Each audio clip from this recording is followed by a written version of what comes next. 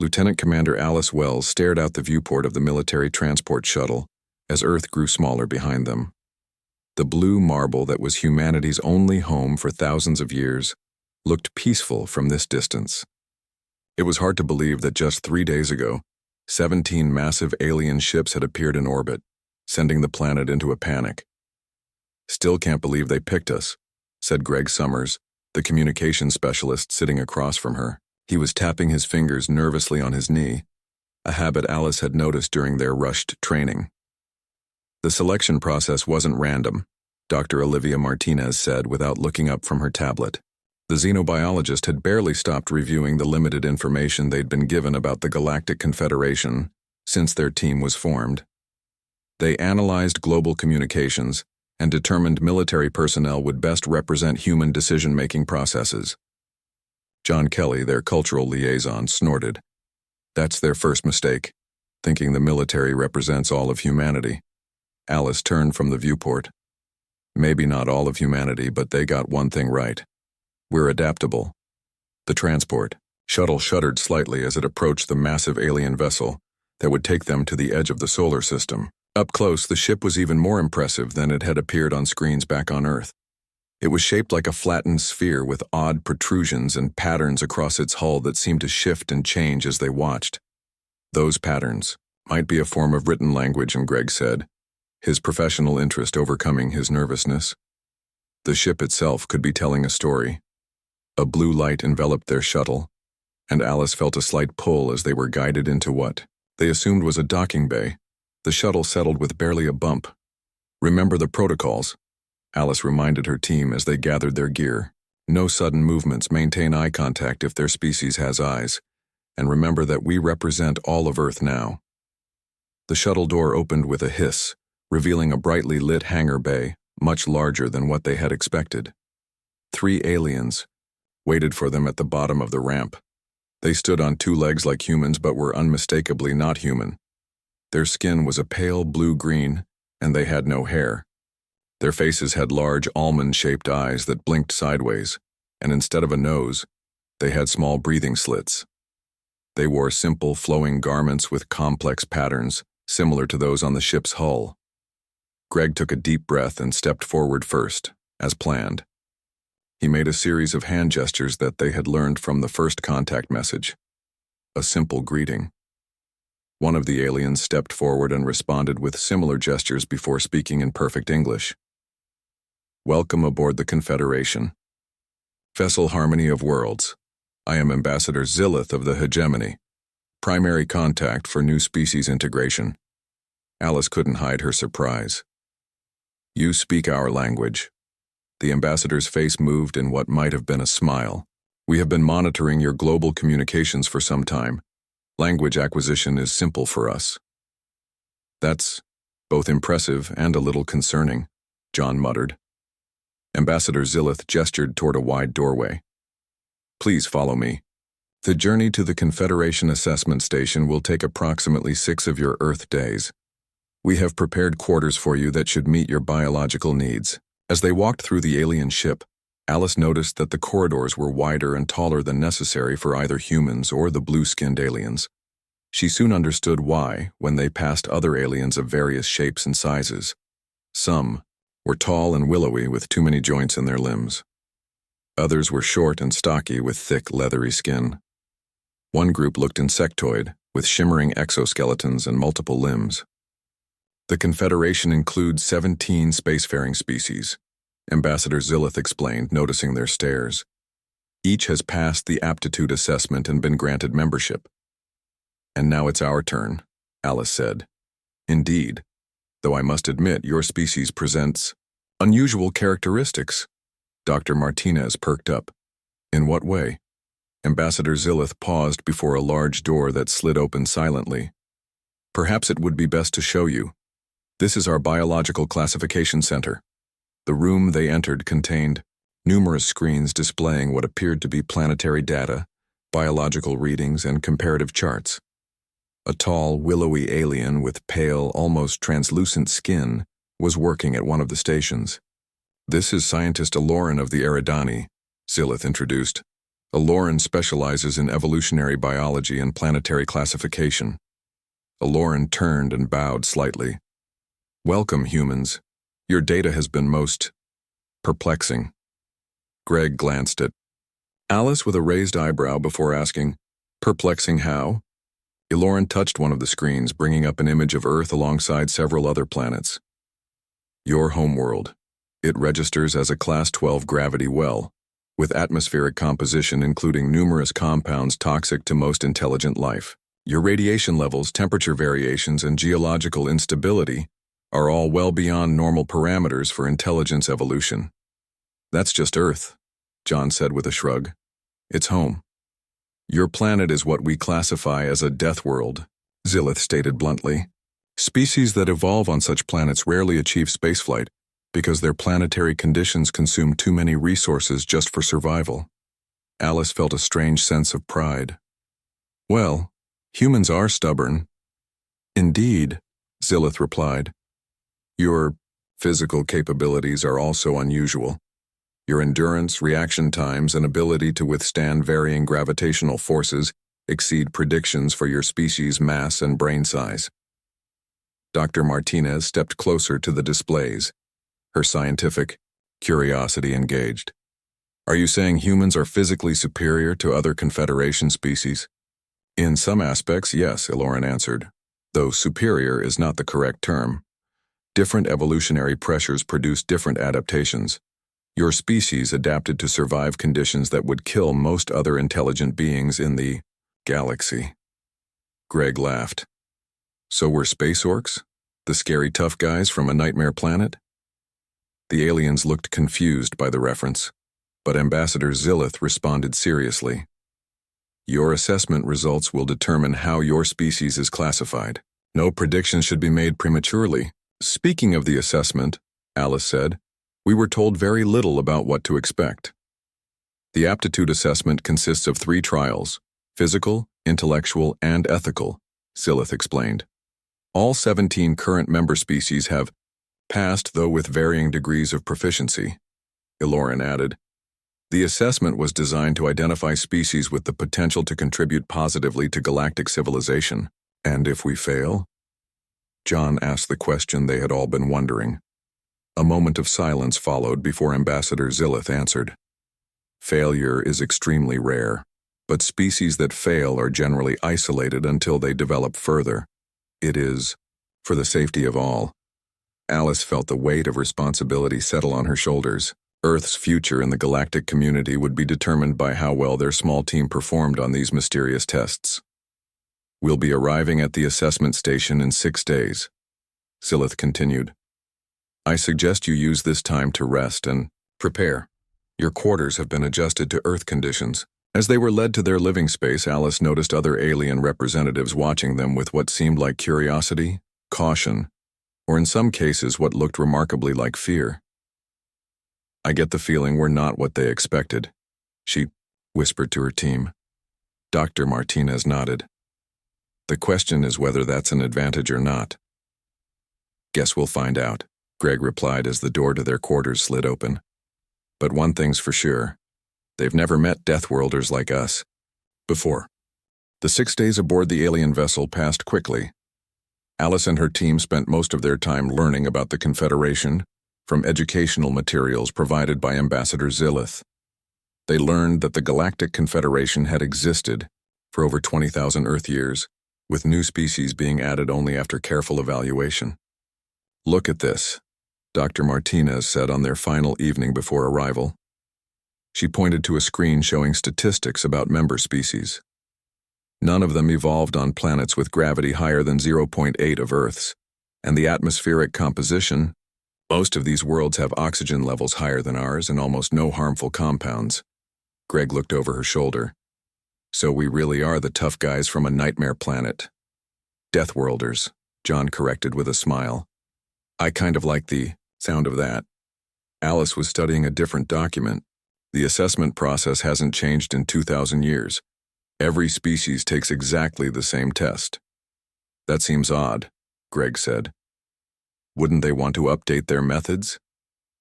Maybe they believe the fundamentals of intelligence and civilization Don't change, Dr. Martinez suggested. Or maybe they're just stuck in their ways. A soft chime interrupted their discussion. We are approaching the assessment station, Ambassador Zillith's voice announced over the ship's communication system. Please prepare for arrival. The human team gathered at a viewport as the ship slowed. The assessment station came into view, and all 4 humans gasped. It was enormous, a structure that looked like a metal snowflake floating in space with sections spinning at different rates. Lights sparkled across its surface, and dozens of ships of various designs were docked along its edges. It's beautiful, Alice whispered. And old, Dr. Martinez added, pointing to sections that showed signs of ancient construction. Parts of that station might be thousands of years old. When they docked, Ambassador Zillith led them through bustling corridors filled with aliens of all the 17 species. Many stopped to stare at the humans as they passed. Your physical assessment will begin in 1 hour, Zillith informed them as they were shown to a preparation room. All 4 of you will participate. The assessment is designed to test the limits of your species' capabilities. What exactly should we expect? Alice asked. That would defeat the purpose of assessment, Zillith replied. But I can tell you that no permanent harm will come to you. The tests are challenging but not deadly. After Zillith left, John turned to the others. That wasn't very reassuring. Remember our training, Alice said. We represent Earth. Whatever happens in there, we give it our best. An hour later, a tall reptilian alien with scales that shifted between green and gold led them to a large circular chamber. The room had different sections with various equipment that didn't look familiar to the humans. I am Overseer Vax, the reptilian announced. I will conduct your physical assessment. Please step onto the central platform. The platform was a simple metal circle in the middle of the room. When all 4 humans stood on it, Overseer Vax moved to a control panel. The test will begin with baseline gravitational adaptation. We will gradually increase the gravity in your section. Alice felt her feet press more firmly against the floor as the gravity began to increase. At what felt like 1.5 times Earth's gravity, she noticed some strain but remained standing comfortably. Greg and John showed similar ease while Dr. Martinez, smaller than the others, adjusted her stance but remained upright. Remarkable, Vax muttered, looking at readings on the panel. Continuing to level 2. The pressure increased again. Alice estimated they were now at twice Earth's gravity. She felt heavy and breathing required more effort, but it wasn't unbearable. They had all trained in high-gravity simulators as part of spaceflight preparation. This is unexpected, Vax said, scales flickering rapidly between colors. Moving to level 3. At 3 times Earth's gravity, all 4 humans were struggling. Alice's legs trembled with the effort of standing. Sweat beaded on Greg's forehead. Dr. Martinez had dropped to one knee but was still conscious and alert. John was breathing heavily but remained standing beside Alice. Enough, Vax said suddenly, returning the gravity to normal. The humans all stumbled slightly as the pressure released. No species has ever remained functional at level 3 without support equipment. Most begin to lose consciousness at level 2. Earth's gravity is stronger than most Confederation worlds, Alice explained, trying not to sound too proud. We're adapted to it. Indeed, Vax replied, making notes on a device. We shall proceed to the next test. For the next 2 hours, the humans were put through a series of physical challenges. They ran on tracks where the air composition changed. They tested their reaction times by catching objects fired at increasing speeds. They demonstrated their ability to function in both hot and cold environments. Throughout it all, Overseer Vax's scales flickered with what they began to recognize as amazement or perhaps concern. Final physical assessment, Vax announced. Endurance and pain tolerance. This test was simple but brutal. Each human had to hold their hand in a chamber that caused increasing discomfort. You may withdraw at any time, Vax explained. The test measures not just tolerance but also judgment. To their surprise, the pain never became unbearable. Alice realized that this level of discomfort would likely be extreme for the other species they had learned about. When all 4 humans completed the test without withdrawing, Vax's scales turned a solid gold color. Assessment complete, the Overseer announced. You may rest before your intellectual trial begins in 3 hours. As they were led back to their preparation room, Alice noticed many more aliens watching them now, whispering among themselves as the humans passed. "Well, that wasn't so bad," Greg said once they were alone. "I think we just surprised them," Dr. Martinez replied. "Did you see Vax's reaction when we all remained conscious in triple gravity?" John nodded. "I get the feeling their tests weren't designed with Deathworlders in mind." "Let's not get overconfident," Alice cautioned. "The physical test plays to our strengths. The intellectual and ethical trials might be harder for us." 3 hours later, they were brought to a different chamber. This room was smaller, with what looked like workstations arranged in a circle. A blue-skinned alien similar to Ambassador Zillith, but with patterns on their skin that glowed softly, greeted them. "I am Examiner Zelen," the alien said. "The intellectual assessment will test your species' problem-solving abilities, mathematical, comprehension, and pattern recognition." Each human sat at a workstation where a three-dimensional holographic display hovered above the surface.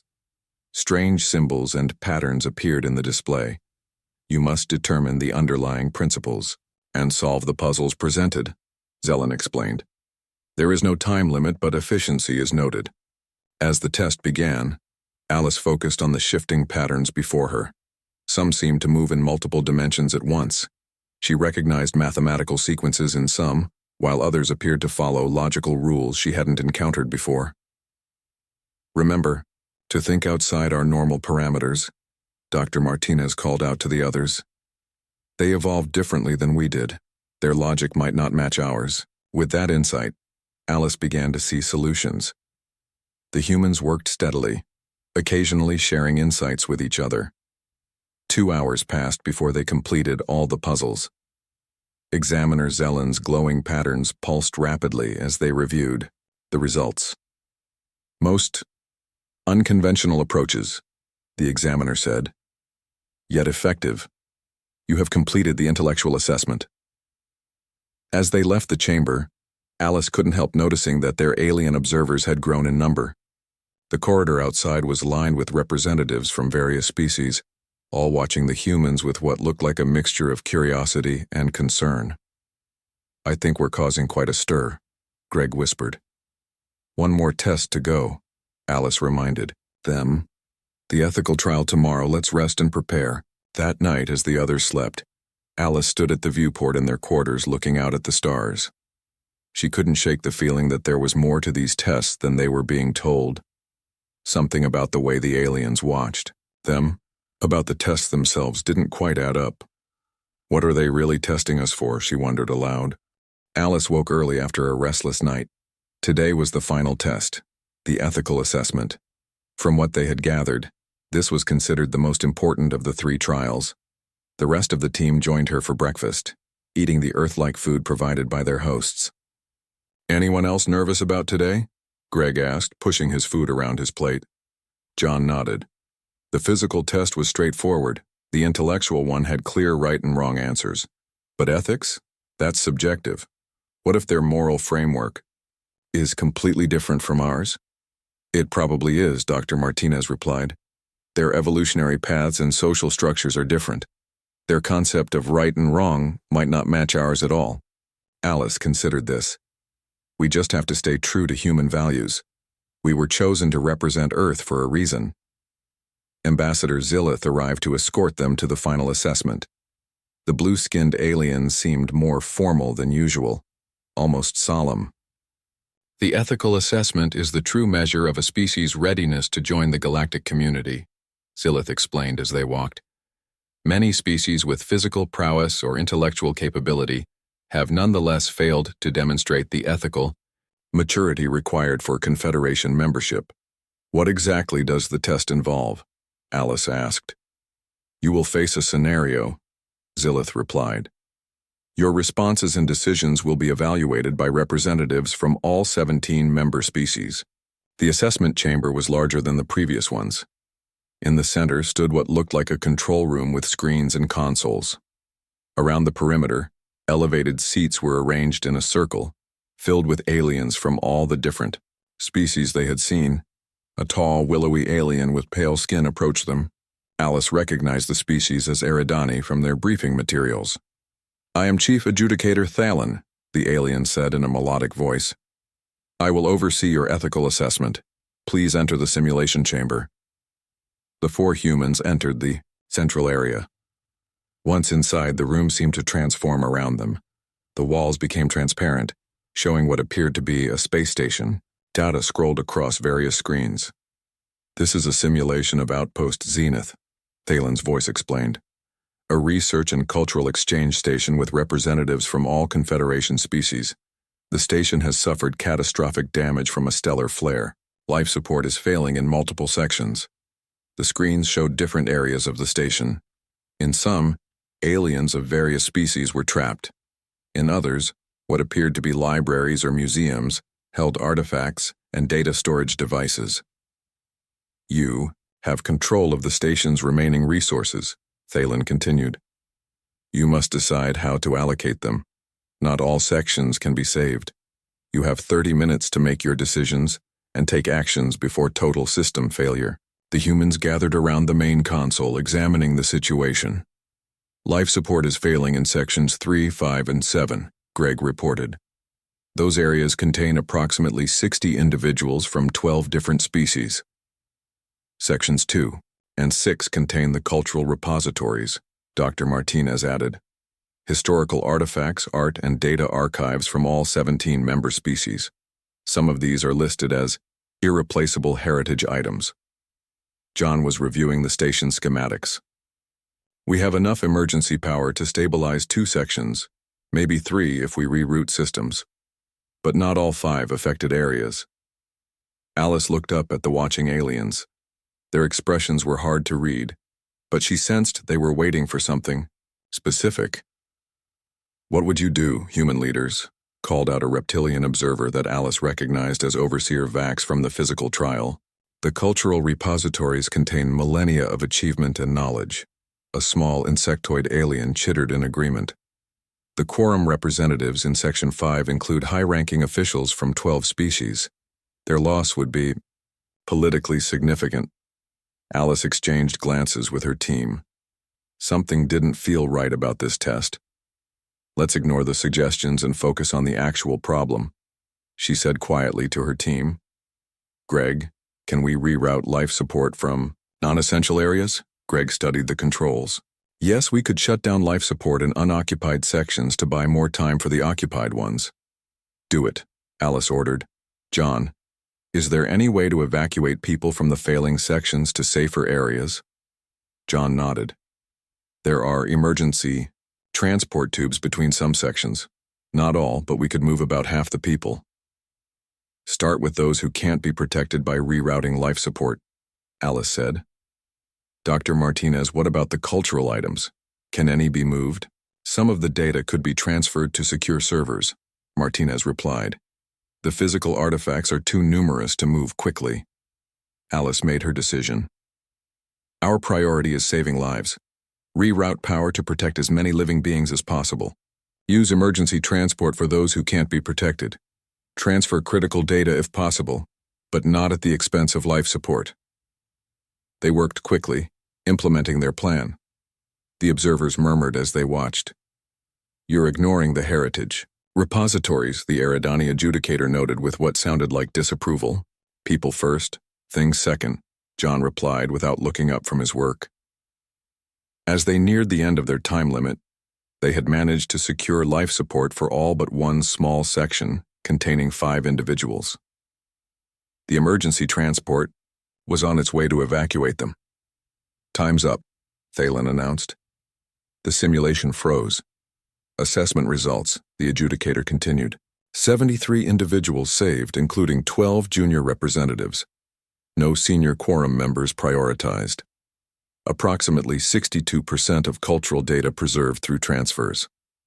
All physical artifacts in the heritage repositories lost. The chamber was silent. The humans stood together waiting for the verdict.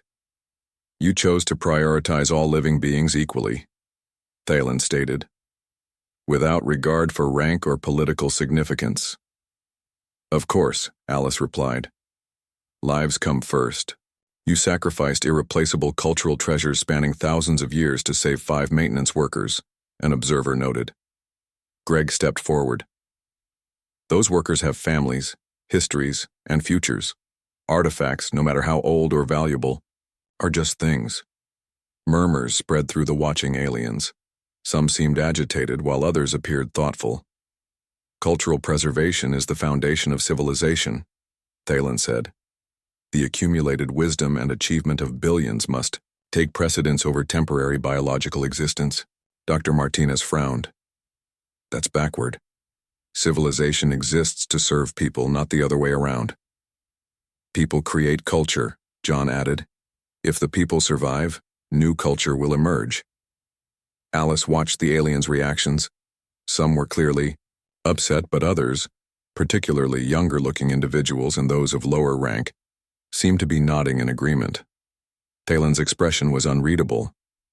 The ethical assessment is complete. The quorum will deliberate on your results. As they were led from the chamber, Alice noticed the observers break into groups, some arguing heatedly. Ambassador Zillith was waiting for them outside. That was not what we expected, Zillith said with what almost looked like amusement. Did we fail? Alice asked directly. The quorum's decision will be announced tomorrow, Zillith replied, avoiding a direct answer. For now, you may rest. Back in their quarters, the team reviewed their performance. They wanted us to save the artifacts over people, Greg said, shaking his head in disbelief. What kind of ethics is that? A very different kind from ours, Dr. Martinez replied. But I stand by our decision. Alice nodded. So do I. If that means we fail, then so be it. At least we stayed true to human values, John said. That night, as the others slept, Alice heard a soft chime at their door. She opened it to find a small insectoid alien waiting nervously in the corridor. I am Kazist Technician, 3rd rank. The alien introduced itself, mandibles clicking softly. We must speak. About the test. About what is truly happening here. Alice glanced back at her sleeping teammates, then stepped into the corridor. I'm listening. Alice followed the small insectoid alien Kazit to a quiet maintenance corridor where they wouldn't be overheard. The technician's mandibles clicked nervously as he checked for surveillance. What I tell you is forbidden, Kazit said, his voice barely above a whisper. But many of us believe it is time for change. What do you mean? Alice asked. What's really going on with these tests? Kazit's compound eyes gleamed in the dim light. The Confederation wasn't always like this. The tests were created 2,000 years ago to find species that could contribute to a peaceful, diverse galactic community. And now? Alice prompted. Now they are used to maintain control, to ensure new species conform to the current power structure. Kazet's mandibles clicked faster. The ethical test was originally designed to identify species that valued compassion and cooperation over blind obedience to authority. Alice felt a chill run down her spine. But today they wanted us to choose artifacts over lives, and leaders over workers, yes. Over centuries, the Leadership Council twisted the original purpose. They used the test to find species that will maintain their power, species that respect hierarchy and tradition above all else. So we've failed, Alice concluded. To her surprise, Kazit made a sound that might have been laughter. No, human, you've passed the real test. The first species to do so in nearly 2,000 years. Alice stared at the alien. I don't understand. There is another faction within the Confederation. Those of us who remember its original purpose. We've been waiting for a species with the courage to challenge the corrupt system. Kazit's voice grew stronger. Your team refusing to follow their expected answers has created a situation. The quorum is divided. Some call for your rejection. Others say your perspective is exactly what the Confederation needs. What happens now? Alice asked. Tomorrow, you'll be summoned for the verdict. No matter what they decide, know that you have allies here. Kazit pressed something small into Alice's hand. This data chip contains the true history of the Confederation and communication codes for our network. If things go wrong, you'll need it. Before Alice could ask more questions, Kazit scurried away through a maintenance hatch, leaving her alone with the small data chip and many questions. Back in their quarters, Alice woke her teammates and shared what she had learned. "So we're in the middle of some kind of political power struggle," Greg said after she finished explaining. Dr. Martinez examined the data chip. "According to Kazit, we've exposed a system that's been corrupted for thousands of years. No wonder some of the observers looked upset." "And others looked pleased," John added. "I noticed it too. The lower-ranking aliens especially seem to approve of our choices." Alice nodded. "Kazit said we have allies, but we should be careful tomorrow. The leadership won't give up power easily." "What's our plan?" Greg asked. "We stay true to our values," Alice replied firmly. "That's what got us this far. If the Confederation leadership rejects us for that, we'll deal with it." The next morning, Ambassador Zillith arrived to escort them to the Grand Chamber. The blue-skinned alien seemed tense. "The quorum has been in session all night," Zillith said as they walked. "Your assessment has caused debate." "Is that unusual?" Dr. Martinez asked innocently. "Unprecedented," Zillith admitted. "Normally the verdict is unanimous." The Grand Chamber was massive, with seating for hundreds of aliens arranged in tiers around a central platform. Every seat was filled, and the buzz of conversation stopped as the humans entered. Chief Adjudicator Thalen stood at a central podium, flanked by representatives of each member species. Alice noted that many wore elaborate decorations that likely indicated high rank. "Humans of Earth," Thalen began formally. "Your assessment results have been evaluated. Your physical capabilities are impressive, if somewhat concerning. Your intellectual problem-solving is unorthodox but effective." The tall Eridani paused. "However, your ethical framework is fundamentally incompatible with Confederation values. Your prioritization of all life forms equally, regardless of significance or contribution, demonstrates a lack of proper perspective on civilization's needs." Murmurs spread through the chamber. Alice stood straighter, ready to defend their choices, but Thalen continued. "The majority of the quorum has voted to deny Earth membership in the Galactic Confederation at this time." The humans exchanged glances. Alice felt the data chip Kist had given her in her pocket. "Do we get to respond?" she asked loudly. Thalen looked surprised. "The quorum's decision is final. There is no appeal process." "I'm not appealing," Alice replied. "I'm asking a question. Why would we want to join a confederation that values ancient pottery over living beings?" The chamber erupted in shocked whispers. Greg stepped forward to stand beside Alice. "Where we come from," he said. "Leaders serve the people, not the other way around." Dr. Martinez joined them. "A civilization that sacrifices its citizens to preserve its monuments has lost its way." John completed their line. "We came here hoping to find friends among the stars. Instead, we found a system that would ask us to betray our deepest values." As they spoke, something strange began to happen. Aliens of lower rank started to stand from their seats. The insectoid Kazit was among the first, joined by younger members of various species.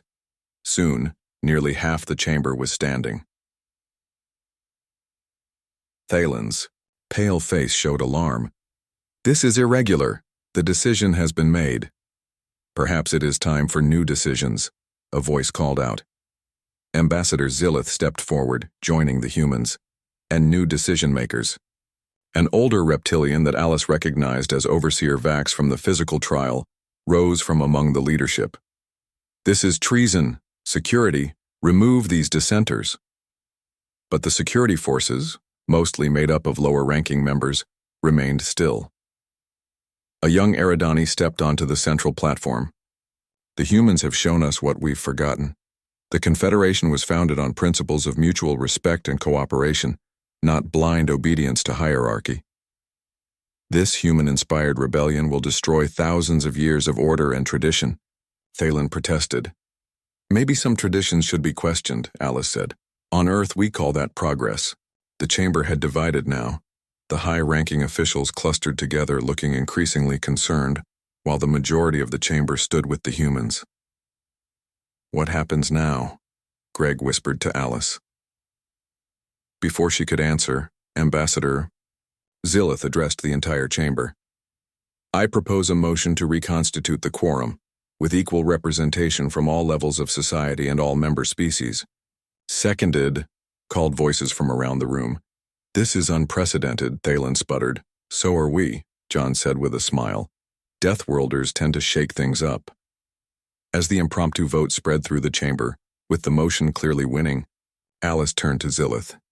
"You were part of this resistance all along, weren't you?" The blue-skinned alien's face formed what Alice now recognized as a smile. "We have waited a long time for a species brave enough, or perhaps stubborn enough, to challenge the system openly. Deathworlders, it seems, are exactly what this confederation needed." As the old quorum leadership was peacefully but firmly escorted from the central platform, Alice couldn't help but laugh. "Every species failed the test," she said, "until Deathworlders came along and just chuckled at your rules." "Perhaps," Ambassador Zillith replied, "that is exactly why you were meant to find us."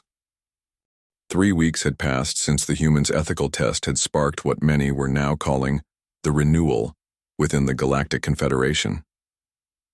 Alice stood at a viewport in the newly designated Earth Embassy on the assessment station, watching ships arrive from across the galaxy. "More observers from the outer systems," Greg said, joining her at the window. "News travels fast." "Even at light speed, it takes time to reach everyone," Alice replied. "Some of these species are just hearing about what happened." The door slid open, and Dr.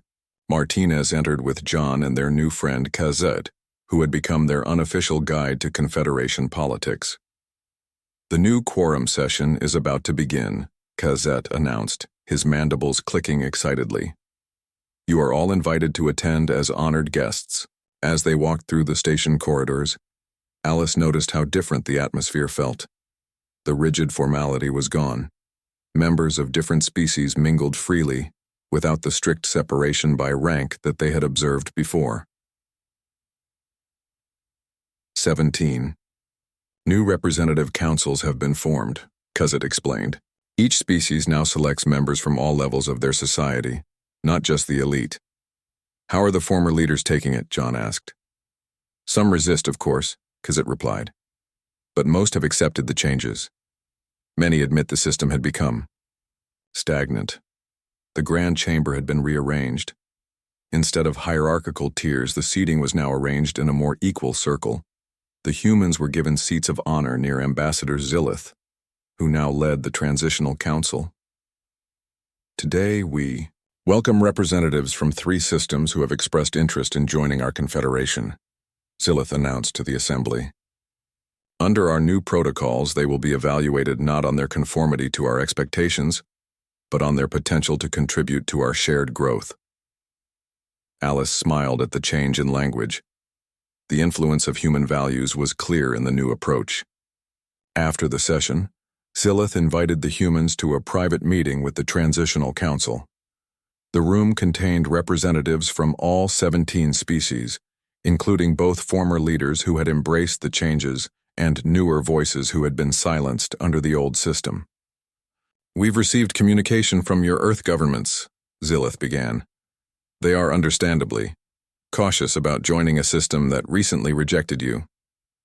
"That's diplomatic understatement," Greg muttered, making John smile.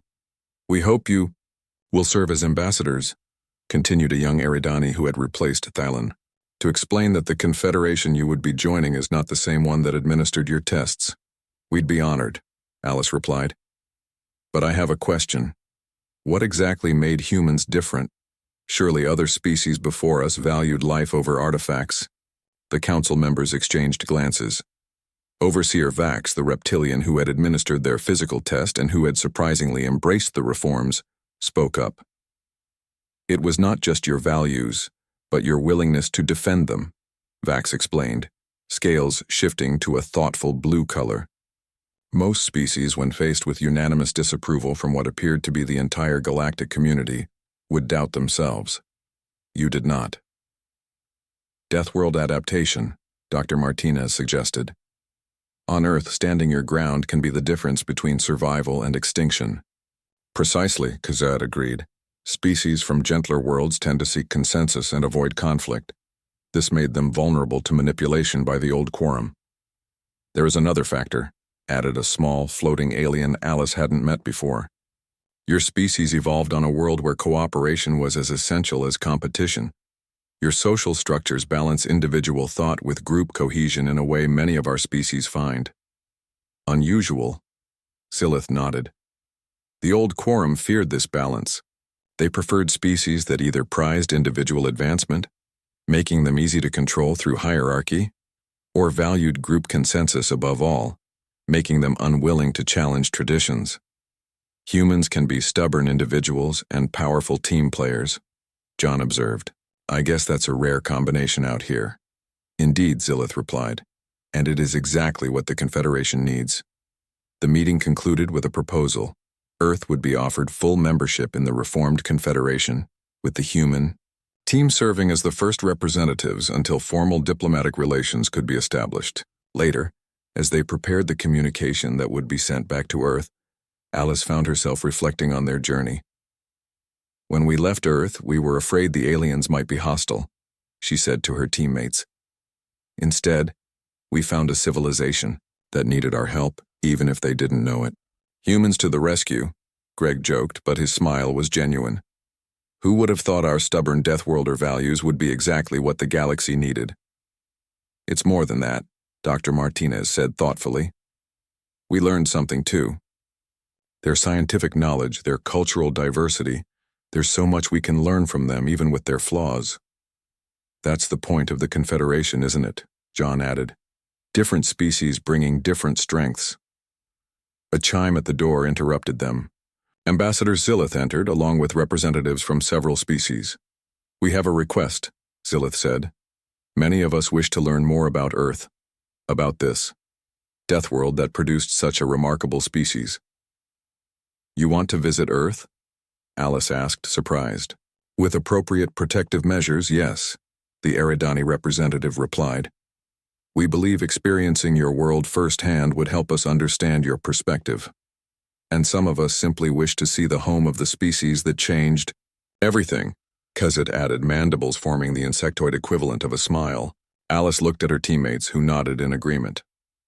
We'd be honored to show you our home, she said. 1 month later, the first Confederation diplomatic vessel approached Earth orbit.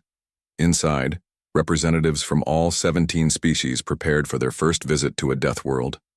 Many were nervous, equipped with protective suits and breathing apparatus designed for Earth's heavy gravity and oxygen-nitrogen atmosphere. In the observation lounge, Alice and her team watched as the blue planet grew larger in the view screen.